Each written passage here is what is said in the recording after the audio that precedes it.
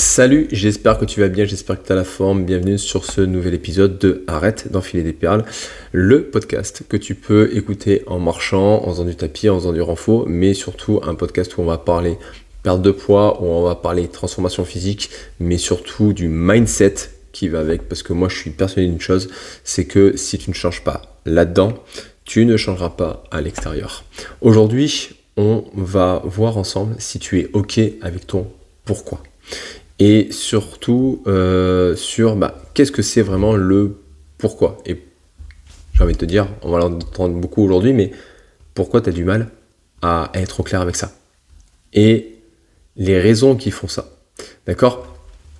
Pourquoi j'avais envie de faire cet épisode ? Tout simplement parce que hier, j'ai eu le rendez-vous avec une femme et on a beaucoup creusé les choses. Au bout de 15 minutes, elle a raccroché en me disant c'est trop dur pour moi, c'est trop fort pour moi, tu vas trop loin, j'arrête, on ne pourra pas travailler ensemble. Et moi je l'accepte tout à fait, il n'y a pas de souci. Mais du coup ça m'a donné envie de faire cet épisode-là pour vous expliquer les raisons qui font que lors d'un bilan, moi ou un membre de mon équipe, quand vous m'avez au téléphone, quand vous m'avez en visio, en fait, on va creuser les choses, on va aller chercher des choses qui font pas vraiment du bien, mais c'est important de les comprendre pour savoir si on peut vous aider. D'accord ?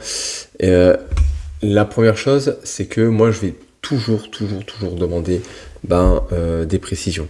Pourquoi tu veux perdre du poids ? Pourquoi tu veux perdre du gras ? C'est quoi les conséquences sur ta vie ? C'est quoi les impacts ? La raison pour laquelle on vient poser ces questions-là, c'est que moi, très sincèrement, si je veux savoir si je peux aider une personne, il faut que je comprenne la raison pour laquelle elle a envie de changer. Si je ne le comprends pas, je ne pourrai pas l'aider, très sincèrement. Si je ne comprends pas vraiment la raison profonde des choses et que elle, des fois, ne se rend même pas compte de cette raison-là, en fait, je ne pourrai pas l'aider. Cas concret, simple, à chaque fois qu'on m'appelle, à chaque fois qu'on me demande un bilan, la première chose qu'on me dit quand je dis pourquoi tu veux changer, elle me dit je suis mal dans ma peau. Mais ça, c'est pas une raison. Ça, c'est pas une raison. D'accord ? Ça, c'est, j'ai envie de dire, la partie immergée de l'iceberg. Mais si déjà tu restes bloqué sur ça, sur simplement je veux juste être bien dans ma peau, parce que là je suis pas bien, et que tu t'arrêtes juste à ça, mais en fait jamais tu changeras. Jamais. C'est pour ça que beaucoup en fait vous restez coincés là-dessus, mais le problème c'est que vous avez même pas conscience en fait de qu'est-ce que vous voulez, de qu'est-ce qui ne va pas. Et c'est pour ça qu'on vient poser ces questions, qu'on vient creuser les choses pour pouvoir comprendre. Parce que être pas bien dans la peau, ça veut tout dire et rien dire. Ça veut tout dire et rien dire. Pour moi, être pas bien dans ma peau, c'est avoir fini une course et d'avoir les mollets complètement défoncés, le bide en vrac, parce que j'ai mal géré ma course. Pour moi, là, c'est pas être bien dans ma peau. D'accord ? Pour moi, pas bien dans ma peau, ça peut être aussi tout simplement être avec des inconnus tout autour, être dans une foule, et je vais pas être bien. D'accord ? Mais pour toi, ça sera peut-être complètement différent.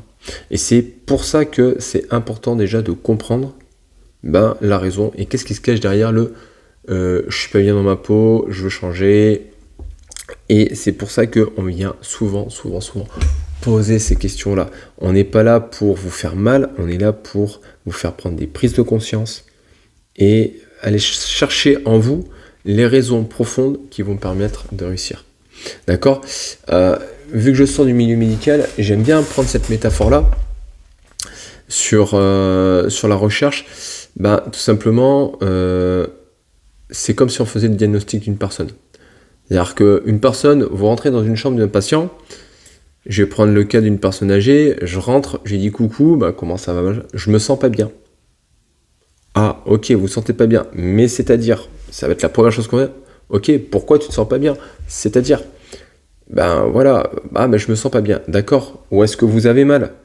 Où est-ce que vous avez de la fièvre ? Qu'est-ce que vous ressentez ? Est-ce que c'est une douleur aiguë ? Est-ce que c'est une douleur sourde ? On vient chercher. Est-ce que vous avez des vertiges ? Est-ce que vous avez des nausées ?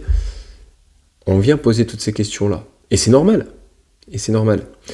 Pourquoi? Parce qu'à un moment donné, on vient chercher à comprendre les choses.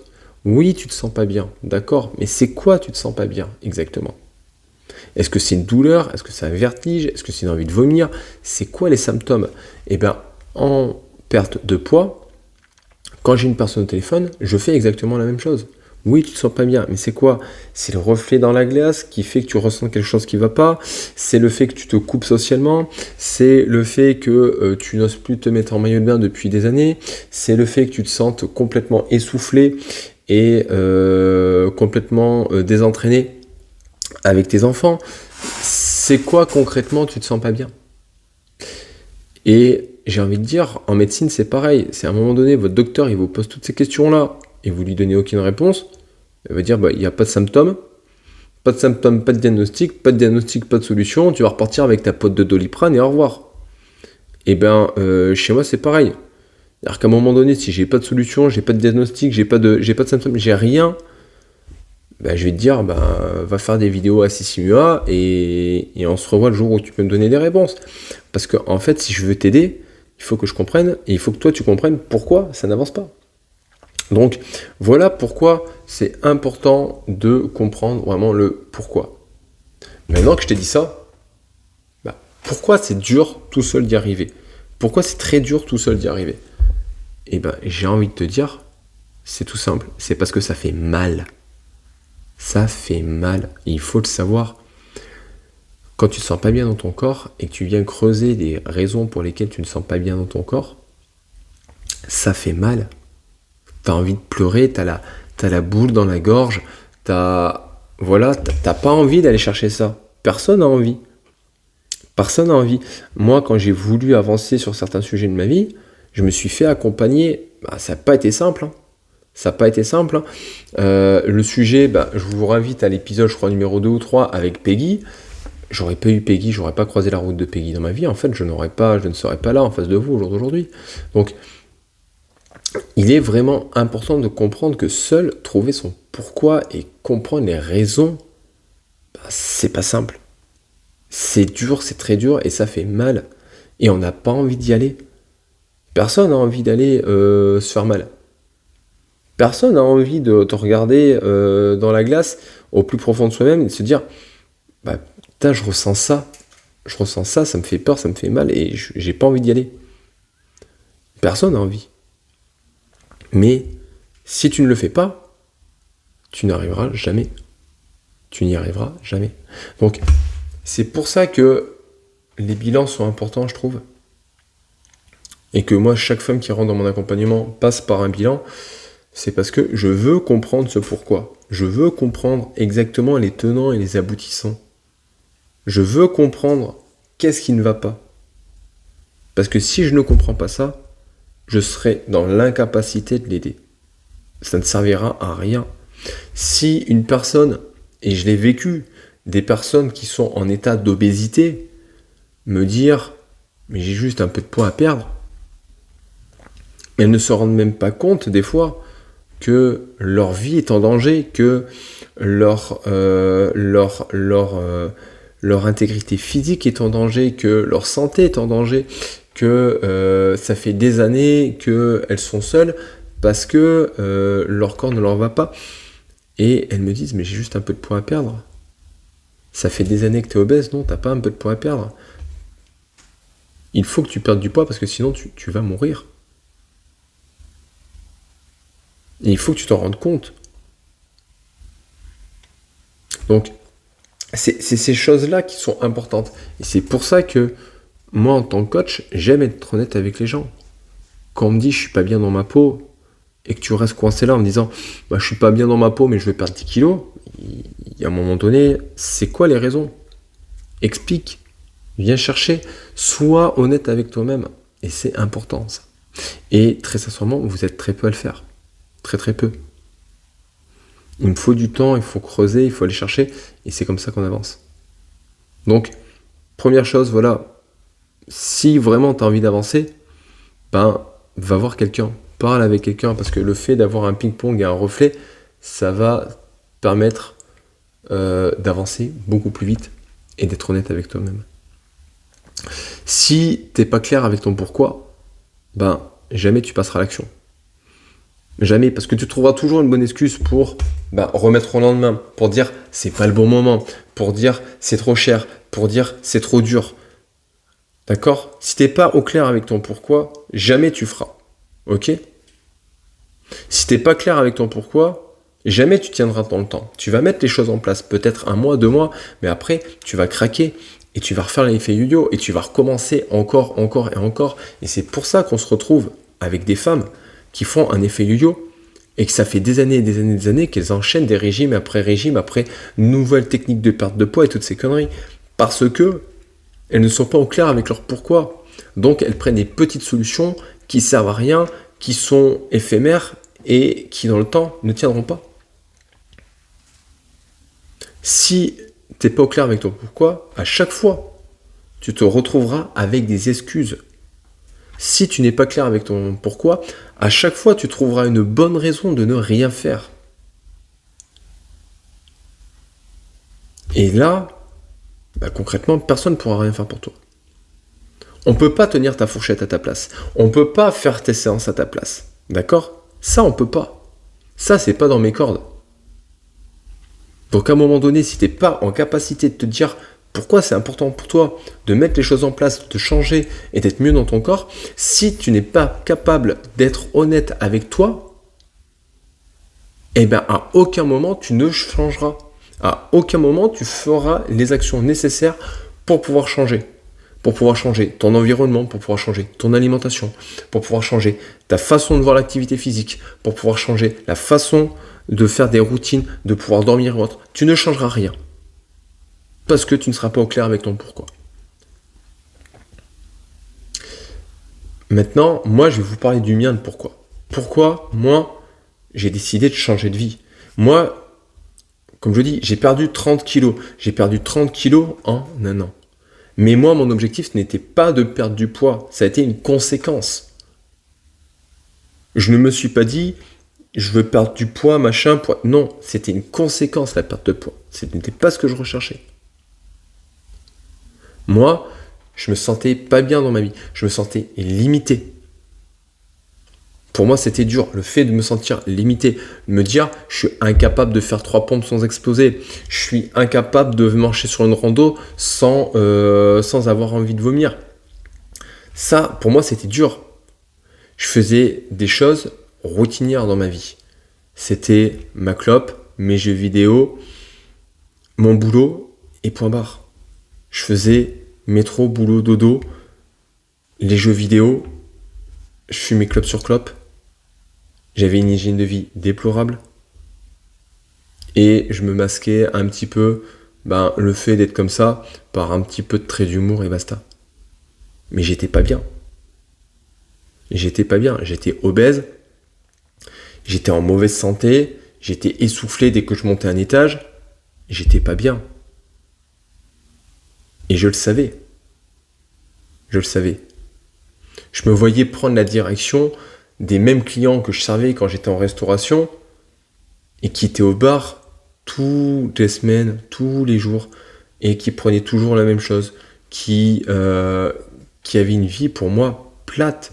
Alors, je dis pas que c'est pas bien, hein. Je dis juste que pour moi, je me dis non, je me voyais pas faire ça.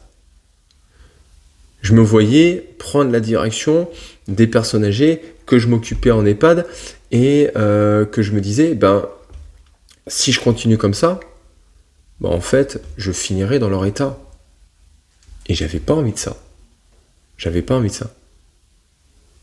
Donc, j'avais aucun goût, j'avais aucun amour de moi, aucune confiance en moi, et ça n'avançait pas. Et qu'est-ce qui faisait que je ne passais pas à l'action ?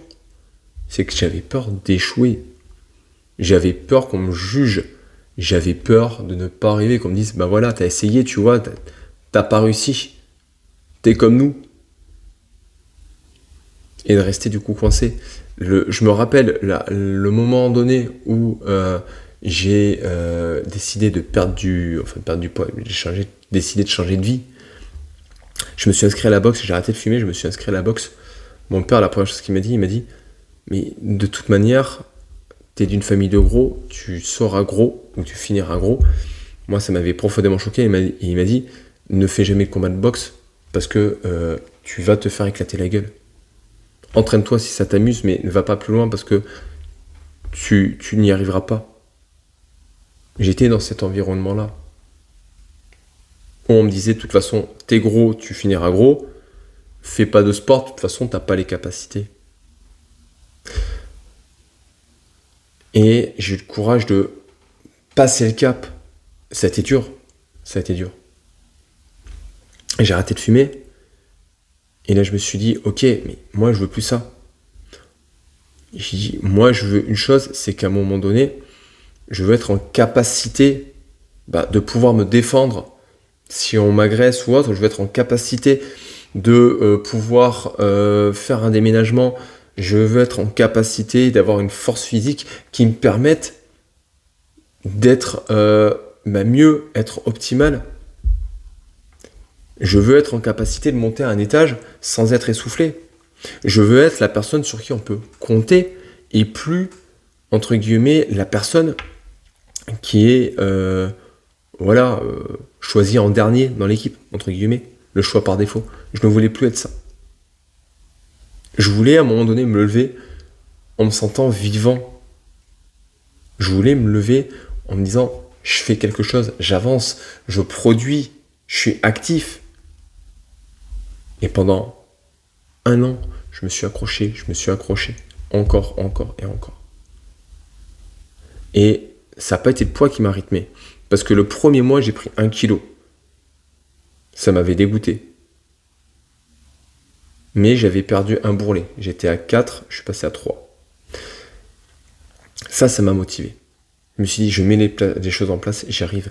Je suis passé au bout d'un mois de 5 minutes de course, dans la douleur, à réussir à refaire de la corde à sauter, à réussir à recourir pendant 10-15 minutes. Il m'a fallu un mois. Mais j'ai mis les choses en place.